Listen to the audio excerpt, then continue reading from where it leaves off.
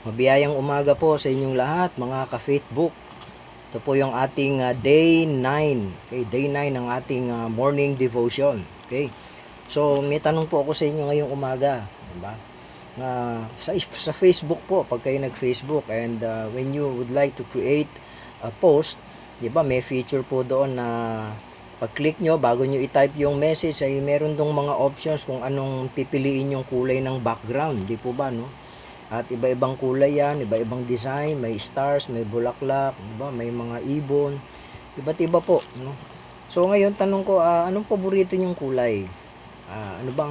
Bakit ko ba tinatanong ito? Mamaya po natin aalamin, ano. Ganun pa man, ay buksan muna natin ang ating mga Bibles in the book of Genesis. Genesis chapter 9 na po tayo. Ito po yung babasahin natin, and I'd like to read from verses 8 to 17 ng chapter 9, book of Genesis. Kaya ipakihanda nyo po yung inyong Bibles. Sundan nyo po ako dyan sa hawak ninyong Bible. Ano po?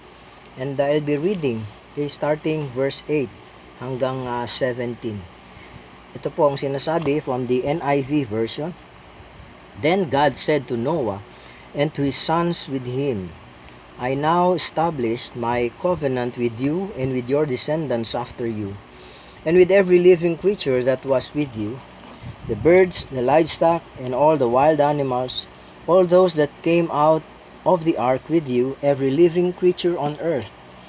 I established my covenant with you. Never again will all life be cut off by the waters of a flood. Never again will there be a flood to destroy the earth. And God said, This is the sign of the covenant I am making between me and you and every living creature with you, a covenant for all generations to come. I have set my rainbow in the clouds, and it will be the sign of the covenant between me and the earth. Whenever I bring clouds over the earth and the rainbow appears in the clouds, I will remember my covenant between me and you and all living creatures of every kind. Never again will the waters become a flood to destroy all life.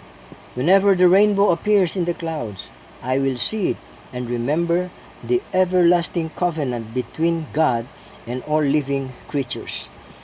So God said to Noah, This is the sign of the covenant I have established between me and all life on the earth. Pagpalain ng Panginoon ang kanyang salita sa binasa natin, ano?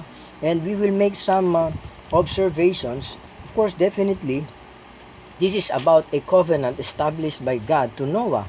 At marami pa pong mga covenants tayong mababasa dito sa Bible, okay? May covenant siya kay Abraham, kay Moses, kay Adam, even to David, sa church, sa mga makasalanan. Makarami po, no? To Israel, the covenants. At alam niyo kahalagahan ng covenant na sinasabi natin, or kasulatan, tipan, di ba? Pangako. Di ba sa panahon natin yan, napakahalaga, di ba? Sa lahat ng business transactions, payments, o kaya nga may bibilhin kang property, may contract na tinatawag, merong kasunduan. Tapos yun ay dapat notarized ng abogado. Kasi kailangan sigurado yung kontrata na walang isabihin kung ano yung isinulat doon, ano yung sinabi mga pangako doon. Tulad ng mga promissory notes, I promise to, o kaya ito yung kasunduan. Importante, napakahalaga ng isang kontrata as proof ng inyong pag-uusap na pagdating ng panahon na isa sa inyo ay hindi tumupad doon sa kasunduan na yon, ay pwedeng managot sa batas. Yan po yung earthly contracts na sabi natin sa batas. But God, ang Diyos po ang author niyan at dito meron siyang in-establish na covenant to Noah. At malinaw po sa atin ang covenant na yan after the flood, na lahat ng mga tao nalunod, no? Except the family of Noah, because he found grace in the eyes of God. Ay talagang masasabi nating binding yung kontrata na yon, yung sinabi ng Panginoon. So God established a covenant to Noah. At hindi lang po yan to Noah. Kung mapansinin natin in verse, okay, basahin ko po in verse 9. I now establish my covenant with you, with your descendants after you. Ang ibang passage po, ibang versions, offspring or seeds, binhi. Ibig sabihin yung mga susunod pang mga angkan, lipi o lahi, ay yun po yung scope ng tinatawag na covenant kay Noah. Ano ibig sabihin? Kasama tayo doon. Hanggang tuloy-tuloy yung generation na sinabing hindi ko na kailanman magkakaroon ng na babahain ng buong mundo. At totoo naman, wala nang nangyaring ganong baha pagkatapos nun. Because that covenant is really an established covenant to Noah. Di ba? Binding yon, agreement. And God also gave a sign. Nagbigay din siya ng tanda kay Noah para mas lalong mapatibay ang sinasabi ng Diyos kay Noah na ito merong rainbow. Okay? So basahin natin. Sabi doon, no? And in verse 12, this is the sign of the covenant I am making between me and you and every living creature with you. A covenant for all generations to come. Take note, for all generations to come. I have set my rainbow. Some version says bow. Bow lang, no? Pag tinignan nyo po yan, to bow means to bend, di ba? At sa science, ang rainbow po ay naka-arc siya kasi yan daw po ay isa yung kaya po may rainbow dahil yung droplets ng tubig pagka nasinagan ng araw, talagang nagbe-bend yung yung tinatawag nilang wave, no? Yung wave na yon nagbe-bend siya kaya nagpo-produce ng colors. At yung rainbow, ewan ko, siguro elementary pa lang, kabisado ninyo, di ba?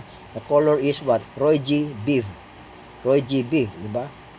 Ano yung R? Roy, di ba? Red, orange, yellow, okay? And then yung G, yung green, and then blue, indigo, and then violet. May tanong, Pastor, ba't walang pink? Ba't walang gray? Ba't walang black? Walang white? Okay, assignment nyo na lang yan.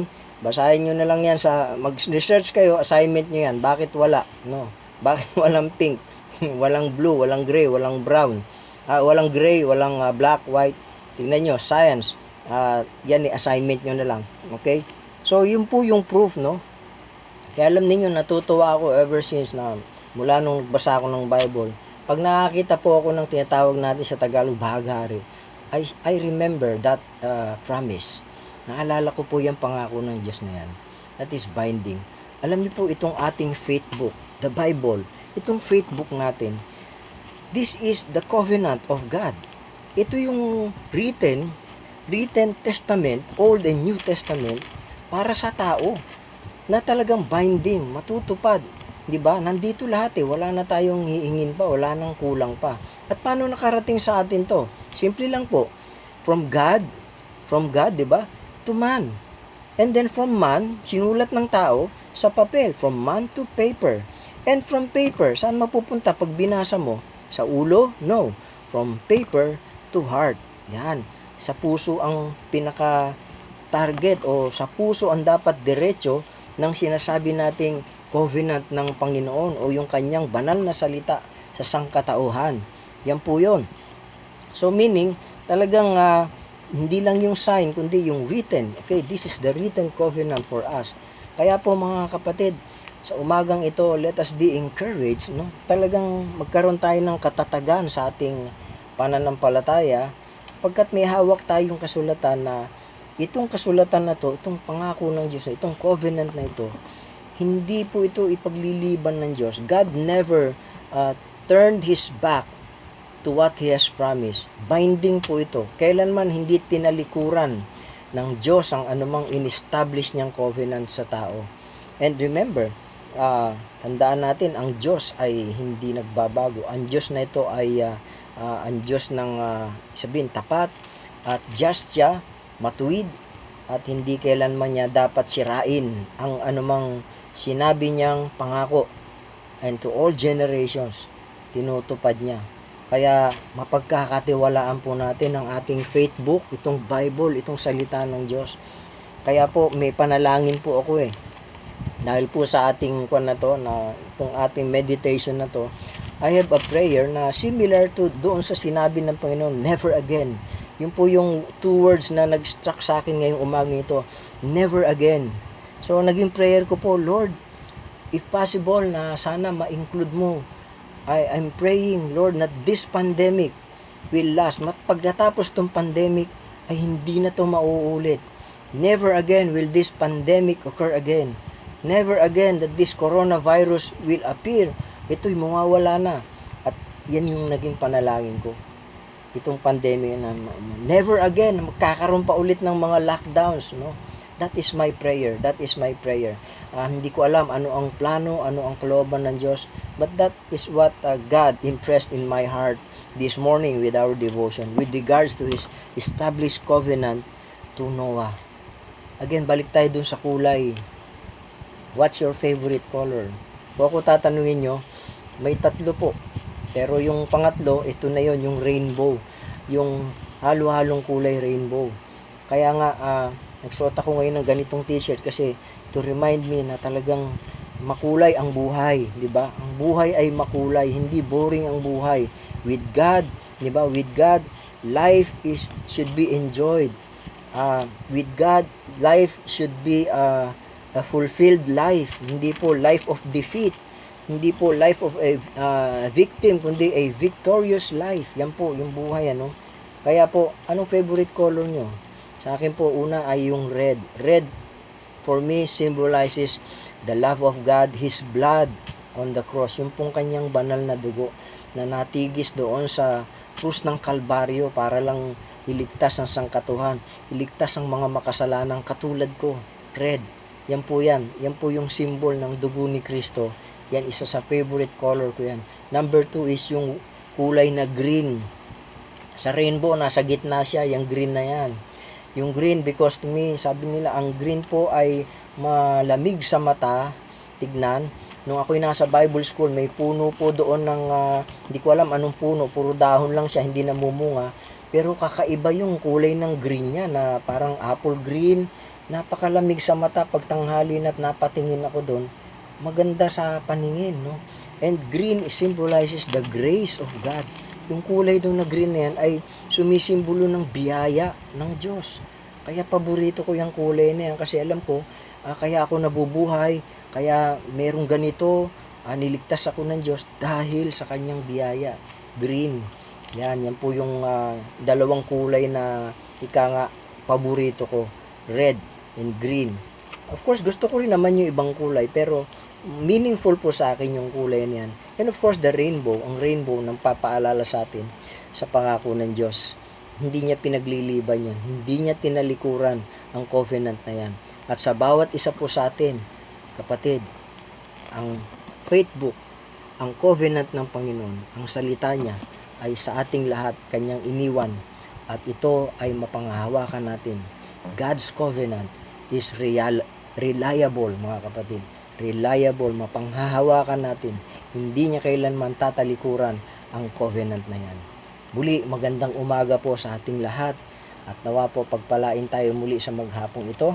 Tayo po'y manalangin.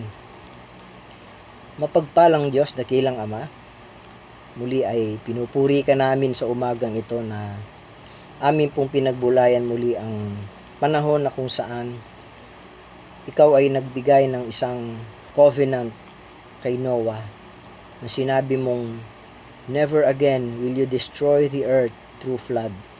Salamat Panginoon, natupad yun hindi lamang sa panahon niya hanggang sa panahon namin ngayon. Panginoon, maraming salamat po sa iyong patuloy na kabutihan sa amin sa araw-araw. Dakilang Diyos, nawa po ikaw po ang patuloy naming pagtiwalaan sa araw-araw, ang iyong banal na salita, ang tipan, ang banal na kasulatan, luma at ang bagong tipan ay amin pong isa puso ito. Amin itong panghawakan, Panginoon. Maraming salamat po at muli dalangin ko sa buong maghapon namin, muli ang paglalaan mo, pag-iingat sa amin, pagbigay ng tuloy na kalusugan at patuloy na katuwaan na ikaw po ay aming Diyos na buhay at ikaw ay dumirinig ng panalangin. Binabalik ko po ang lahat ng papurit pasalamat sa tanging pangalan ng aming Panginoong Hesus. Amen at amen. Mga kapatid, magandang umaga po. At nawa po, masusundan ko sa inyong mga comments. Doon ko malalaman kung ano ang favorite color ninyo. Pwede nyo po bang i-post yan? Pwede po ba kayo mag-create ng post tungkol sa meditation natin ngayon? Salamat po sa patuloy na tumatangkilik ng morning devotion na ito. Pagpalain po nawa kayo ng Panginoon. At patuloy tayo na sinabi ng Biblia na hindi lamang tayo nabubuhay sa tinapay, kundi sa bawat salitang lumalabas sa bibig ng Panginoon. Magandang umaga pong muli, mga ka-Faithbook.